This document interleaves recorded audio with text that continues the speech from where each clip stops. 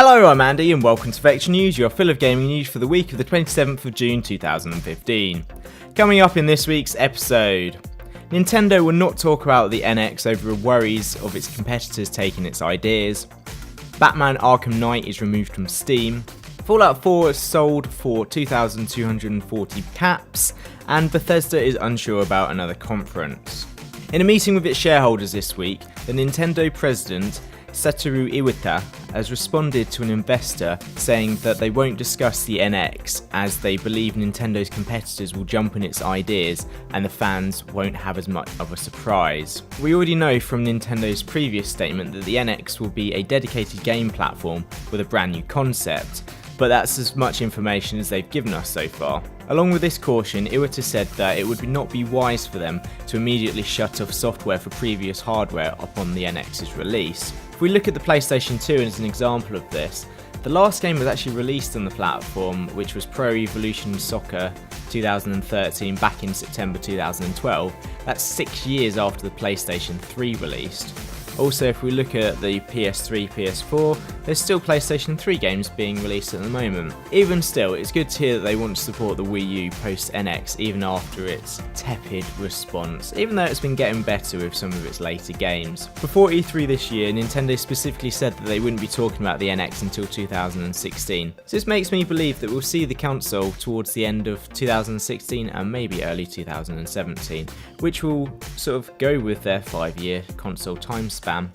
Batman the Arkham Knight has been removed from Steam after a poor port of the game. Reviews came in through the week saying that the PC version has some major stuttering and variable frame rates that even top-end cards couldn't tame. These issues resulted in an array of downvotes for the game on Steam and led to its removal on Wednesday, with a post on the game's forum saying, "We want to apologise to those of you who are experiencing performance issues with Batman Arkham Knight on PC. We take these issues very seriously and have therefore decided to suspend the game sales for the PC version while we work to address these issues to satisfy our quality standards. We greatly value our customers and know that while there are a significant amount of players who are enjoying the game on PC, we want to do whatever we can to make the experience better for PC players overall. Thank you to those players who have already given valuable feedback.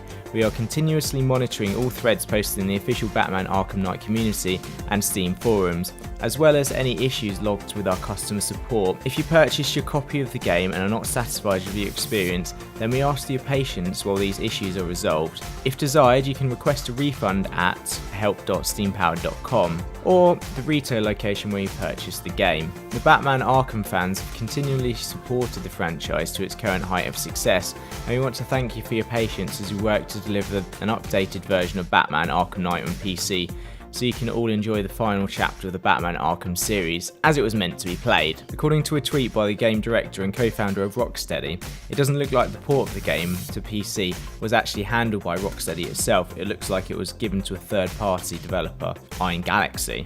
This obviously isn't the first time that there's been issues with the games ported over to PC, and this is complete speculation, but it makes me wonder if the newly implemented Steam refunds policy has had anything to do with the game's removal. And I wonder what the response would have been if refunds still weren't allowed on Steam. This is also the first AAA game that's received such a backlash since the feature was introduced. I really hope it makes companies think twice about releasing games on PC that are just broken and completely buck the current trend, resolving all of these issues. Obviously, Rocksteady have tried to put a positive spin on this, I guess, when they're removing the game from Steam, as it shows dedication to their fans. I'm interested in hearing what you lot think though, whether you think this will have an effect on future games coming out, and whether you think that generally this was just because of the Steam refund policy. Shortly after Bethesda's E3 conference, a fan of the series wrote off to Bethesda asking if he could pre-order the game with his 2,440 caps he'd saved up instead of paying for the game with pre-war money. Fortunately for him, they decided to accept his payment, but unfortunately they won't be accepting payment in caps from anyone else. Fallout 4 has been on pre-order since just before E3, and the Pip-Boy edition has constantly sold out, and whenever it has gone back on sale, it's sold out again straight away. But like we always say, it's always best to wait around for games like this to make sure that they're not complete garbage. But in other Bethesda news, the Vice President of Bethesda, Pete Hines, spoke to The Telegraph saying that he was unsure if they would do another conference in the future, or ever again. He also went on to explain that this year seemed right for a conference. He thought it was necessary this year as just having a booth wouldn't have had the same reach. No matter what we do in our booth, we only get a subset of people that attend E3. I'm not sure what the attendance is this year, let's say 40,000, but there's no way we're getting 40,000 people to our booth to see everything. We're lucky to get 4. So part of it was, if we do have this lineup and feel good about it, we need to do it in a way that everyone can see it whether they're here or not. Anyone who wants to can see what we have to show about Fallout 4.